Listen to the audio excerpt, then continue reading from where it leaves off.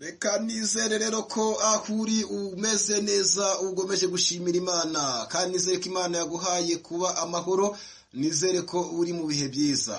Ndagusuhuje nkwifuriza amahoro y'Imana. Agiye gusuhuza ni Habugimana Moise. Reka rero tugomeze dususuruke kandi n'ikiganiro okori kubyerekeye Imana. Impuguro, imigani n'ibibwirizwa bimese bite?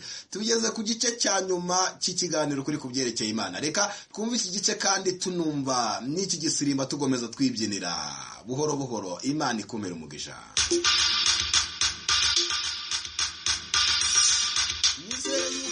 Uri umeze neza, ndagusuhuje kandi ndagukunda cyane. Wabanye nanjye mu kiganiro kuri kubyerekeye Imana kuva ku gice cya mbere tugeze ku gice cya 34 cy'ikigisho kuri kubyerekeye Imana, ari nacyo gice cya nyuma. Ndagushimiye kuba warakurikiranye iki kiganiro cyose. Hanyuma umuntu waba utarabonye ibi bice byose bigize iki kiganiro kuri kubyerekeye Imana, ushobora kubishakira kuri Facebook ukandikamo Ururembo Rwera, uzabona ibyo bice byose. Ushobora kubishakira kuri Instagram naho nukandikamo Ururembo Rwera TV. Ushobora kubishakira kuri Google naho ni Ururembo Rwera TV. Hano kuri channel ya YouTube naho wabishaka ni Ururembo Rwera TV babibonaho. Shalom, Imana ikomere umugisha. Reka tunezerwe, bimeze bite?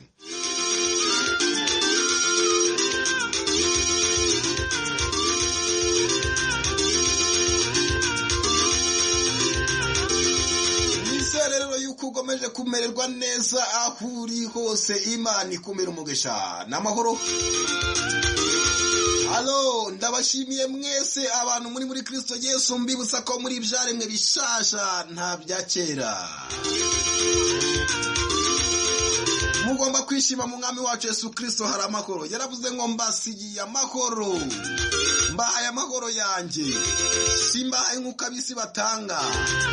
Ntabwo Imana itanga nk'ab'isi, uyisaragwa akakwaka. Bimeze bite? Nizere ugomeje gubwa neza uri kumwe nanjye Habugimana Moise muri studio z'Ururembo Rwera TV. Ndagushimiye kuba unkurikiye uyu munsi wa none. Ntabwo birangiye yanga ko turakomeza n'inyigisho zitandukanye nyuma y'ikiganiro kuri kubyerekeye Imana, n'ubundi tuzajya dukomezanya mu nyigisho zitandukanye hano ku Ururembo Rwera TV. Ndizera yuko wishimiye kwiga izi nyigisho, wamenye ukuri kuva ku gice cya mbere kugeza ku cya nyuma. Bimeze bite?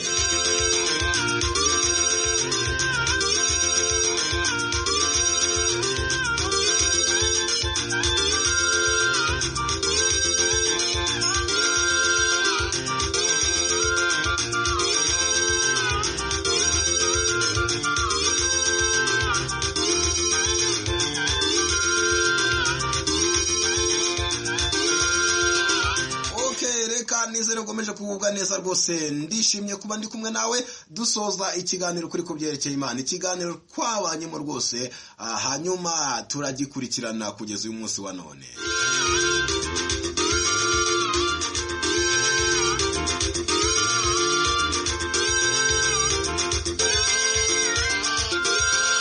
Hanyuma ku muntu tutabanye kuva ku gice cya mbere, ngira ngo nagusomera imitwe cyangwa nakubwira imitwe cyangwa se nakubwira buri gice cyose isanganyamatsiko yagiye kiranga ko tugeze ku gice cya nyuma kiganiro kuri kubyerekeye Imana. Reka ngende nkubwira buri gice n'umutwe wacyo cyangwa se n'isanganyamatsiko twagiye twigaho. Ndizera yuko wanyuzwe wowe wadukurikiye. Hanyuma igice cya mbere cyari gifite isanganyamatsiko ivuga iti ese Imana y'ukuri umuremyi wa byose uzi iyo ariyo? Igice cya kabiri cyarabazaga ngo ese Yesu Kristo ni muntu ki? Igice cya gatatu ni izihe mbaraga ziri mu maraso ya Yesu Kristo? Igice cya kane ese igitabo cyera cy'ukuri cyavuye ku Mana uzi icyo ari cyo? Igice cya gatanu Yesu umutambyi ni muntu ki? Igice cya gatandatu Yesu umuhanuzi ni muntu ki? Igice cya karindwi ese idini ry'ukuri uzi iryo ari ryo? Igice cya munani Yesu umukristo w'ukuri uzi uwo ari we? Ese ibyo kwatura ibyaha uzi ibyo ari byo? Igice cya 10 ese waruzi iby'amategeko n'ubuntu? Igice cya 11 ese waruzi iby'ingaruka z'icyaha? Igice cya 12 kwizera cyangwa ibyiringiro ni iki? Igice cya 13 ese waruzi aho imibabaro y'umukiranutsi iva. Igice cya 14 ese kuki Imana ireka ibi n'imbabaro bikabaho. Igice cya 15 ese waruzi ko Imana ishobora kuvugana n'umuntu wese. Igice cya 16 ese waruzi ko inkomoko y'abantu y'abamoko yose. Ese waruzi inkomoko y'abantu b'amoko yose. Cya 17 ese waruzi iby'agaciro abagore bahawe. Cya 18 ese waruzi ko abantu bose bavugaga ururimi rumwe. Cya 19 ese waruzi ko inzoka atari yo Satani. Cya 20 ese waruzi iby'imikorere ya Satani, Antikristo cyangwa Illuminati.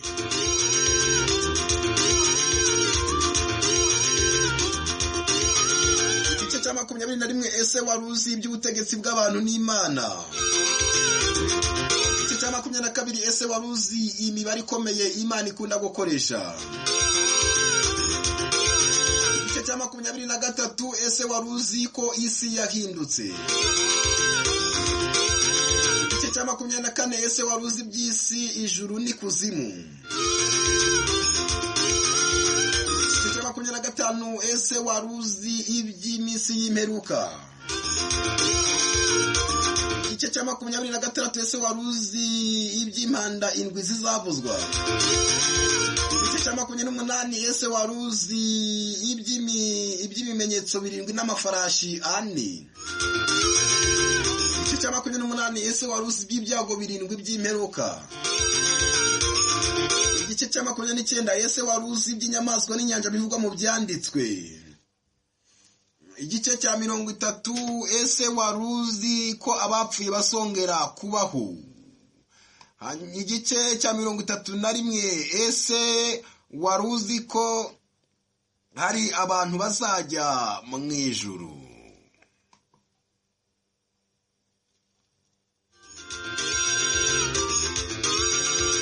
Igice cya 32 ese waruzi ko hazabaho indi si nshya n'ijuru rishya. Igice cya 33 iherezo rya byose riri bugufi.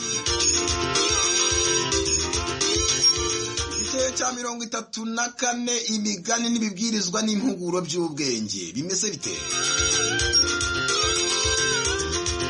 Kugira ngo nibyo bice bigize iki cyigisho ukuri kubyerekeye Imana byose twabisomye mu gitabo cy'igitabo cy'ubwenge bumenyesha ukuri kubyerekeye Imana. Hanyuma rero iki cyigisho ukuri kubyerekeye Imana tukaba tugeze ku gice nyine cya 34 ari nacyo gice cya nyuma cy'icyigisho. Ibi bice byose niba utarabibonye ushobora n'ubundi gusacinga hano ku Rurembo Rwera TV channel ya YouTube maze ukabona ibice byose. Imana ikumpera umugisha.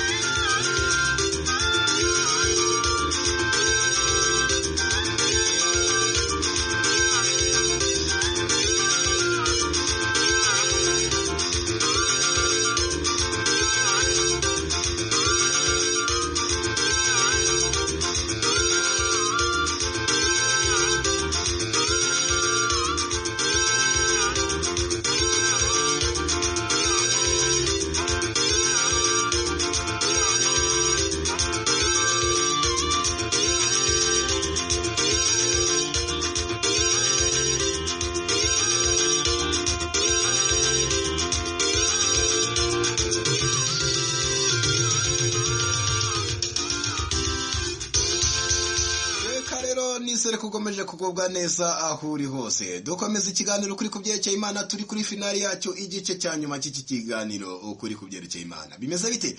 Imigani, impuguro n'ibibwirizwa by'ubwenge. Ndizera yuko aho uri umeze neza, uri kumwe navuga Imana n'ubwenge. rero tutagiye muri byinshi reka twe kumara umwanya hanyuma mbibutse neza yuko iki kiganiro mwakigejejweho ku bufatanye na Minisiteri y'Ururembo Rwera, Minisiteri y'Ivugabutumwa. Ndizera yuko mwanyuzwe rero kandi n'ubundi turakomeje no mu bindi biganiro bitandukanye mu nyisho z'ijambo ry'Imana muzakomeza kujya mudukurikiraho ku Rurembo Rwera TV. Rero reka mbashimire mbabwire ngaho muri mugubwe neza. Reka dukomeze ikiganiro ukuri kubyerekeye Imana. Ikiganiro mbashimira kuba mwarakunze mugakurikira rwose.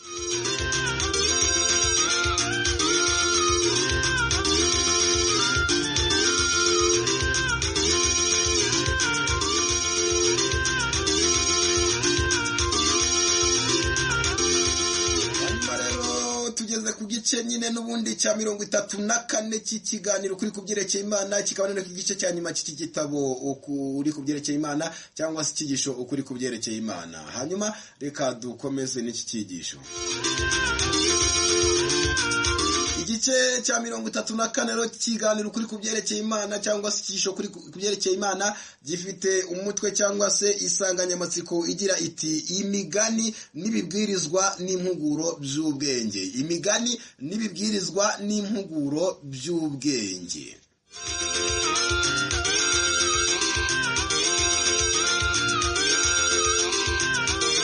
Iyi ni imigani y'ubwenge n'impuguro z'ubwenge n'ibibwirizwa by'ukuri bishingiye ku kumenya no ku byanditswe byera bivuganye ubuhanga n'ibyahavuga Imana Moyize yanditse ashaka kugira ngo udafite ubwenge yige abumenye kandi n'ufite ubwenge yunguke ubundi. Yatangiye agira ati bana banjye ni mu ntege amatwi kugira ngo ubugingo bwanyu buhage bwishimire umubyibuho. Umuntu utumvira yamuremye uwo ni ingumba y'umutima ameze nk'umugore w'ingumba utabyara.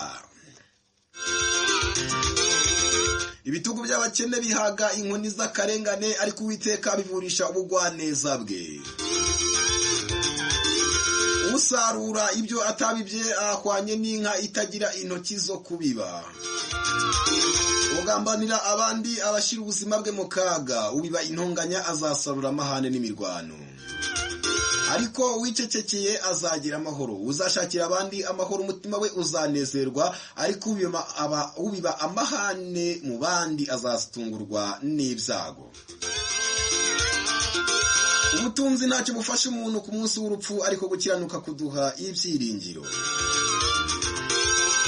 Ubuza abandi kwinjira kandi nawe ari inyuma y'amarembo aba yuhiza ubusa kuko atazi niba nawe ayo marembo azayinjiramo. Kuyoba inzira si uko umuntu ahumirije, ahubwo ni uko aba yibagiwe ubwenge bumwibutsa. Nuko rero mwana wanjye haranira kugira ubwenge, kuko utabufite ayoba inzira nta kabuza. Mwana wanjye komeza inzira ijya mu bugingo, kuko gusubira inyuma birusha kuruta gukomeza imbere. Mwana wanjye wirinde gusubira inyuma aho wavuye, nubwo haba hari heza ahubwo hasubira hakakubera habi kuko wigeze kuyihakana. Nyamara inzira ikomeza ijya mu bugingo izakubera nziza. Kugira amaso abona ibi gusa birutwa no kuba impumyi itagira na kimwe ibona. Umwana usuzugurura se nta mugisha azabona, ariko umwana wubaha se azarabwa byose. Amaboko avusha amaraso nayo azabushwa ayandi ku munsi w'amateka. Akanwa kavuga amagambo mabi asharira kazahozwa, ariko akanwa k'umukiranutsi kazahazwa ibiryohera. Ijambo ribi ribabaza uryumvise, ariko uribuze bikamushimisha. Nyamara ibyo byishimo bivuye mu kuvuga nabi ntacyo bimaze, kuko hanyuma bizazana ibihano. Umuntu wishyira hejuru ntazarama, ariko uwicisha bugufi azarama. Umuntu udafite imbaraga ntazisaba Imana, kuko imbaraga z'umuntu zishyirana n'ibitekerezo bye, kandi ubwenge bw'umuntu bumuyobora muri Gehinomu. Ariko Uwiteka arinda abicishije bugufi. Iyo umuntu afite agahinda kagaragara mu maso, ariko umutima wo uratuza. Nuko rero mwana wanjye jya uhorana umunezero mu mutima wawe, nibwo uzanezeza umuremyi wawe. Kuko umuntu uhorana amaganya n'agahinda mu mutima we ntiyabasha kunezeza Imana. Bene uwo ahwanye n'inka ifungiranye mu kiraro, itabasha no kwihereza ubwatsi buri hirya, nawe nta kintu yabasha kugeraho. naho uhorana ibyishimo n'umunezero mu mutima we ameze nk'inyoni ihaga itazi uwayigaburiye. Bana banjye, dore inzira y'igihoge iri hafi yanyu, ariko abenyuramo ibamira bunguri nk'uko urwobo rumira amazi. Inzira ijya mu byishimo iraruhije, kandi abenyuramo ni abantu bamaze kubona ubwenge, kuko iyo nzira iba mu bitamenyekana, kandi iyo nzira iba mu mutima w'umuntu wamaze kubona ubwenge.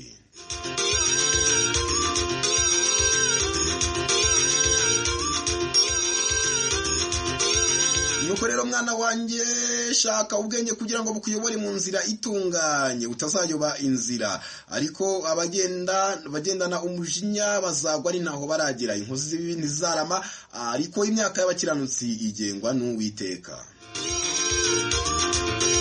Iyo ugenda utazi inzira, ntugire n'ukuyobora mu nzira unyuramo, urayoba nta kabuza.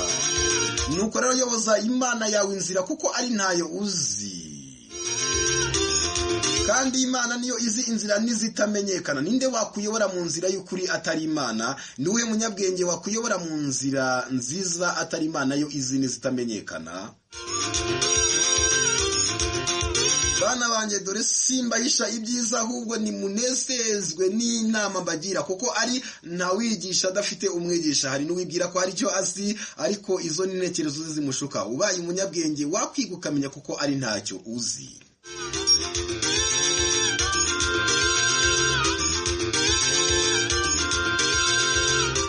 Ko azarwana wenyine agatsinda aribeshya, kuko atazi umwami w'intambara uwo ari we. Hariho umuntu wiyita umunyambaraga, nyamara ari ntacyo yifitiye cyabasha no kumukiza. Hariho n'undi wiyita umunyabwenge, nyamara ari umuswa wo kubabarirwa. Niba udafite ubwenge, egera abanyabwenge kugira ngo barahureho ubwenge. Hari n'abakunda kwigira inama, nyamara izo nama zibahamagarira amakuba. Umuyobozi ntiyaba umuyobozi hatabayeho abo ayobora. Kubw'ibyo rero uyobora ubwo buyobozi abukesha abo ayobora. Ariko hariho wibwira ko ubuyobozi bwe abuhabwa n'ubwenge, nyamara uwaribeshya, kuko hariho abamurusha ubwenge kandi batayoboye. Hanyuma kandi n'umunyabwenge ye kwirata ubwenge bwe, kuko impamvu ari umunyabwenge nuko hariho abaswa. None hatabayeho abaswa, ninde wakwitwa umunyabwenge ko abantu bose babahwanyije ubwenge?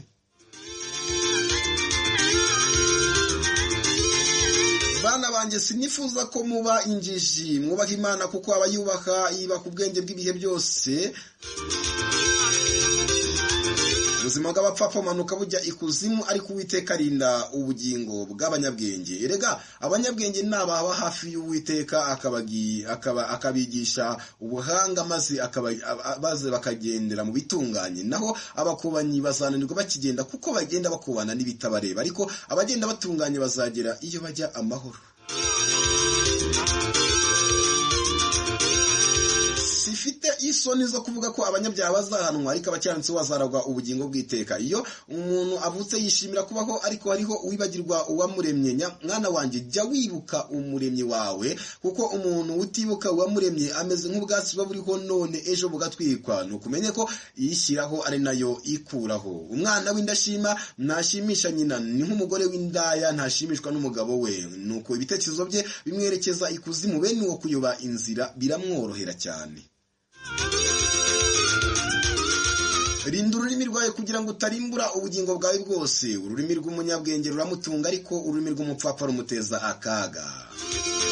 Amagambo y'umupfapfa nayo kubikira kuvusha amaraso y'utariho urubanza, ariko ubwo bugingo bubikira n'ubwabo. Bibwira ko iyo bakuyeho umukiranutsi babashimije ubugingo bwe burundu, ariko Imana yateguye ubuzima bwiza bw'abakiranutsi. Hanyuma none abanyabyaha bateganya iki? Ko ubuzima bwabo buzashirana n'iyi si. Uvuga menshi adasobanutse arutwa n'uvuga make afite akamaro. Nuturana n'umuntu mubi azakwangisha inshuti zawe zose, ariko nuturana n'umuntu w'umugwaneza azakuba hafi mu makuba yawe. Erega gira umuturanyi mwiza kuruta umuvandimwe uri kure, kuko mbere yo gutabarwa n'abari kure ubanza gutabarwa n'uri hafi.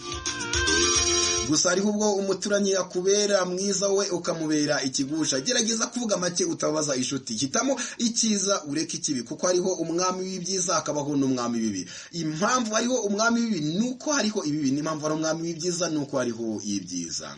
None igihugu kibaye ari nta muntu kirimo, ninde wajya kuba umuyobozi wacyo? Mube maso, kuko impamvu Satani akora nuko afite abambasaderi, n'impamvu Imana ikora nuko idufite nk'abambasaderi bayo. Nuko rero wowe kuba mu bibi ube mu byiza, wowe kuba mu bibi ube mu byiza, kandi we kuba mu bibi kugira ngo utazaba ambasaderi w'ibibi, ahubwo ube mu byiza kugira ngo ube ambasaderi w'ibyiza. Mwana wanjye, wirinde ukugenda, kuko ibi bituranye n'ibyiza. Iyo unyereye gato ugwa mu bibi. Ntibwakwira umwanzi adateze uwahiga, ariko Uwiteka adukiza imitego y'umubi.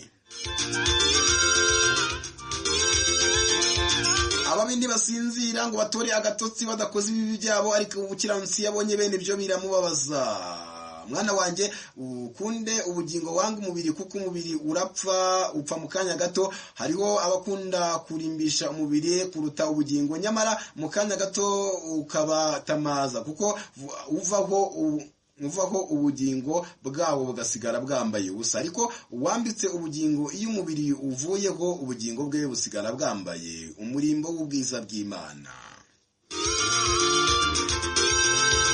Uwibikira gukiranuka aba yibikiye ubuzima bwiza bw'ahazaza, ariko abanyabyaha bamaze imyaka yo kubaho kwabo ntibateganya kuzongera kubaho. Hariho umukiranutsi biganyira ngo abayeho nabi, nyamara ntiyibuke ko arimo kwibikira ubuzima bwiza bw'ahazaza. Mwana wanjye, wirinde icyaguteranya n'Imana yawe, kuko utukiye yamuremye azahanwa nta kabuza. Wirinde umujinya, kuko umujinya uzana intonganya zikabyara imirwano. Hariho umuntu utabasha kwirinda, ariko akibwira ko yabasha kurinda abandi, ariko uwo ameze nk'intama iziritse ku mugozi itabasha gukiza umwana wayo, ikirura kiwufashe.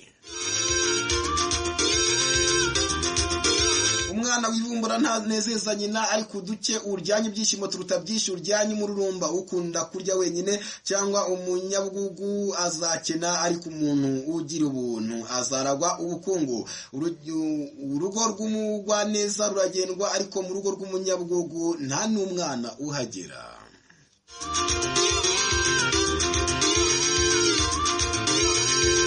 Umushyitsi uzana umuvumo, hakabaho n'undi uzana umugisha.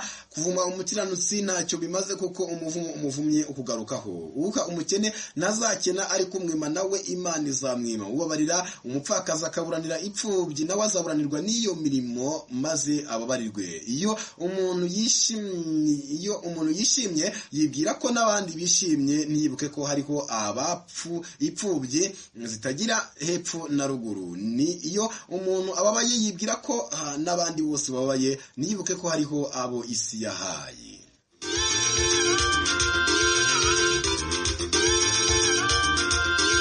Ariko ugize icyo afite agisangire n'abandi, nutagize icyo afite ntabirenganyirize abandi. Yihangane, kuko niba ufite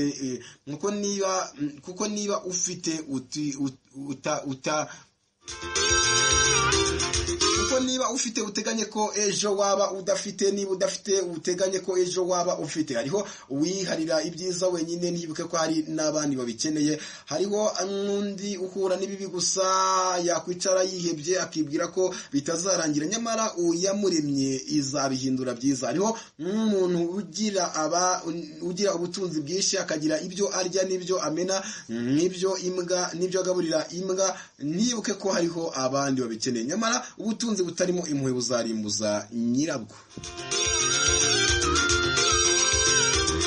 Hariho ukoresha abandi agahato, ntiyibuke ko ari abantu nkawe, bene uwo iherezo rye ni ribi. Hariho n'uwishimira ko abandi babayeho nabe, nyamara ntiyibuke ko iyabaremye ibarengera, izabakiza ibyago n'amakuba. nabonye ibintu bitagira ubwoba bwo kubaho kandi ari ibinyantege nke.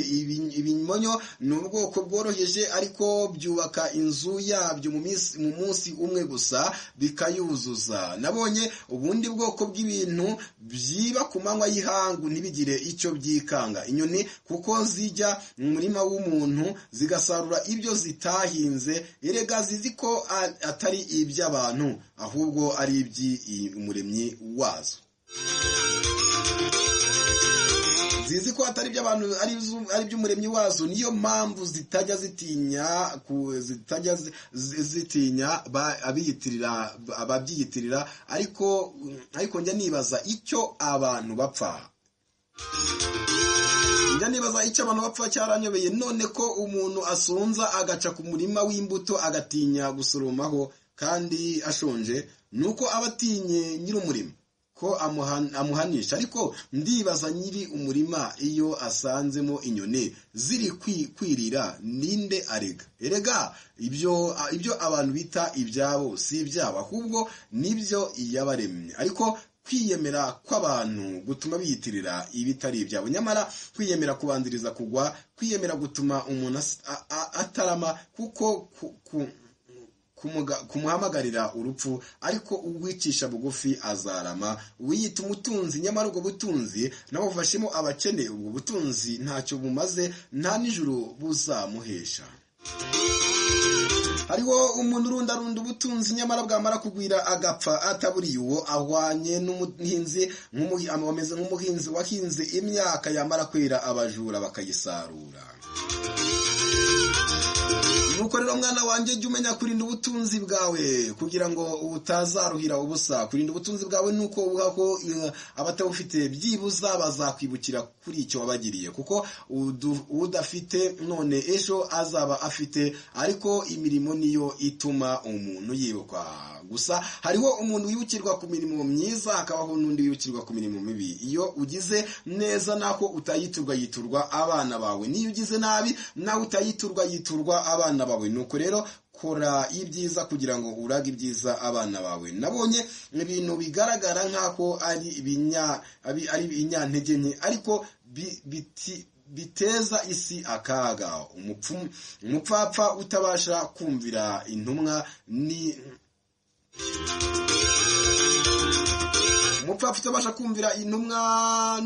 n'uwiyita umunyabwenge agakora ibirimbura isi n'uvuguruza iby'umuremyi we yamwandikiye. Gusa nitegereje iherezo ryabo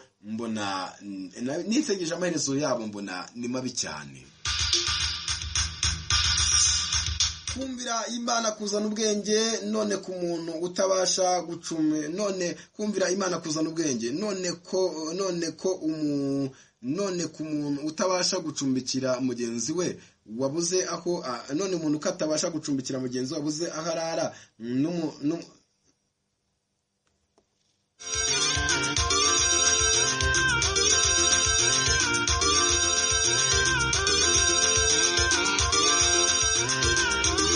None ko umuntu atabasha gucumbikira mugenzi wabuze aho arara, ariko akabana n'umuserebanyi mu nzu ye, ndetse bakanarana ku buriri. Erega ikibura ni ubwenge. Ariko ngize nti mwubahe Uwiteka azabaha ubwenge, nanjye naramwubashye ampa ubwenge bwo kugenzura no kumenya. Ibi byose nabandikiye. Gusa ibibwirizwa ni byinshi, ariko nyirakanwa ntaruta uwakaremye. Uyobora igihugu ntaruta uwakirwaniriye. Niyo mpamvu ubonye ibyiza by'agakiza adakwiye kwirata ibitangaza, ahubwo yirate uwazanye agakiza. Yaremye agaca niyo yaremye inkoko, ariko bihigana ku manywa na nijoro. Yaremye umuhungu niyo yaremye umukobwa, ariko kuri yo ni ikizira ko bombi baryamana batarashakanye. Yaremye umuzungu niyo yaremye umwirabura, nyamara ntabwo basa. Yaremye imbeba niyo yaremye injangwe, nyamara birahigana. Yakuremye niyo yaremye umwanzi wawe, ariko hariho igihindura abantu n'ibintu. Nuko hariho umwe wo mu batware bigometse, ariko mwe kuba inshuti ze mu murwanyi nawe azabahunga. mfite byinshi byo kuvuga ariko sinduta Imana yabimpaye, kuko ukoresha abakozi ataruta bigishije gukora. Uyobora abantu ntaruta yabaremye, none iyo bataremwa yari kuyobora iki? Wicisha inkota ntaruta uwayicuze. Niyo mpamvu ukora icyaha n'uwakizanye bose bazahanwa kimwe. Hanyuma kandi nusoma igitabo ntaruta uwacyanditse, n'uwiyita umunyabwenge ntaruta uwamuhaye, kuko kera akiri umwana mutoya yabaga atobatoba ibyondo akitamika, none icyo gihe yari afite ubwenge.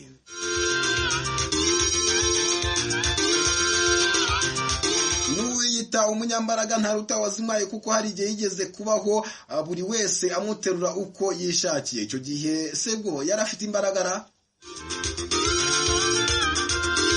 Urya byinshi si we ubyibuha kuruta urya bike, n'uvuga menshi si we wumvirwa kuruta uvuga make. Uwishyira hejuru si uri hejuru kuruta uwicisha bugufi.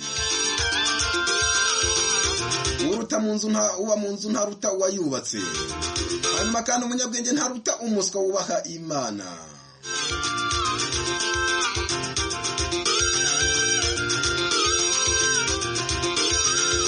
Iyo hatabaho ibiremwa ntawari kwitwa umuganga. Umuntu ararwara akagera kure, ariko hanyuma akagarura ubuzima kandi bwiza. Hariho uwibwira ko ari we wirinda, nyamara umuntu arindwa n'Imana.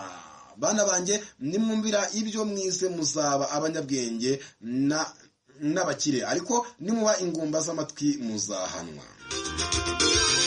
Dore muhawe impuguro n'inama z'ubwenge, nimusabe Imana ny'ijuru ibahe gusobanukirwa ibyo mwize.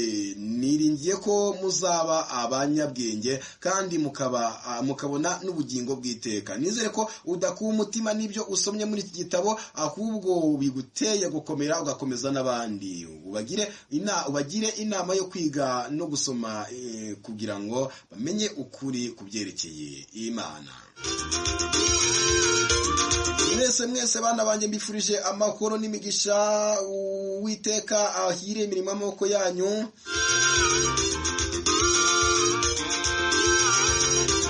Uwiteka ahira imirimo y'amaboko yanyu. Amena. Uwiteka abamurikishe mu maso ye. Amena. Imigisha iva ahiraho mu ijuru ibagereho. Amena. Uwiteka abasobanurire ibyo mwiza muri iki gitabo. Amena. Uwiteka ahe umugisha imbuto zo mu nda yanyu. Amena. Uwiteka ahe umugisha igihugu mutuyemo. Amena. Uwiteka ahe umugisha abakiranutsi bose. Amena. Aho abera bose bari bagire amahoro. Niba wifuza kwakira Yesu umwami n'umukiza mu buzima bwawe, vuga uti: Mwami Yesu, ndakwakiriye nk'umwami n'umukiza, ndakwemereye ube muri jye nanjye mbe muri wowe. Nanze Satani n'imirimo ye yose. Amazina yanjye yakuye mu gitabo cyo kurimbuka, uyashyire mu gitabo cy'ubugingo. Yesu, mbabarira ibyaha nakoze kera ntarakumenya, ngo menye ukuri. Urakoze ko unyakiriye, nanjye mbaye umwana mu rugo rw'Imana. Amena. Urakoze kwakira Yesu, uzajye uhora umwakira abe mushya muri wowe. Ndagushimiye ko wafashe umwanya wawe ugasoma iki gitabo cy'ukuri ku byerekeye Imana, kandi ndizera ko wamenye ukuri ku byerekeye Imana, kandi ushishikarize n'abandi kwiga izi nyigisho, kuko nabo zabagirira akamaro. Kandi nurya ibyo kurya bikakuryohera, uzaheho inshuti zawe, kandi niba warariye bikakuryohera, uzongere ubirye kugira ngo ubyibuhe. Nuko rero niba warasomye ukaryoherwa, ongera usome kandi ufatanye n'inshuti zawe.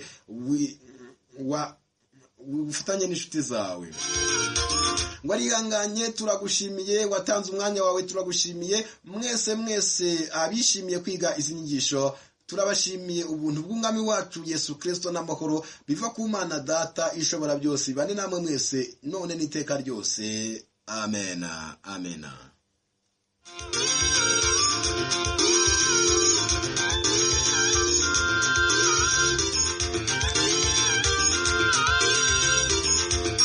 Ni amagambo ateye ubwoba rwose. Ni amagambo ateye ubwoba ari muri kino gice rwose. Ni amagambo y'impuguro kabisa, ndetse harimo n'imigani, kandi harimo n'ibibwirizwa by'ubwenge. Rero ngira ngo mbashimire abantu mwese twabanye mu kiganiro kuri kubyerekeye Imana kuva ku gice cya mbere kugeza kuri iki gice cya nyuma rwose. Mwaritanze, mwarihanganye nkuko n'umwanditsi w'igitabo yashoje abivuga ati ngo watanze umwanya wawe warihanganye rwose. Nange ndabashimiye abantu mwakuri iki kiganiro kuri kubyerekeye Imana, kandi izi ni inyigisho ziguma kuri channel y'Ururembo Rwera TV. Igihe cyose wazabishakira bazajya ugomeza ugasubiramo ukiga izo nyigisho. Rero mbifurije amahoro y'Imana aho muri mugubwe neza. Nimero yanjye ni 0788 64 92 167 0788 64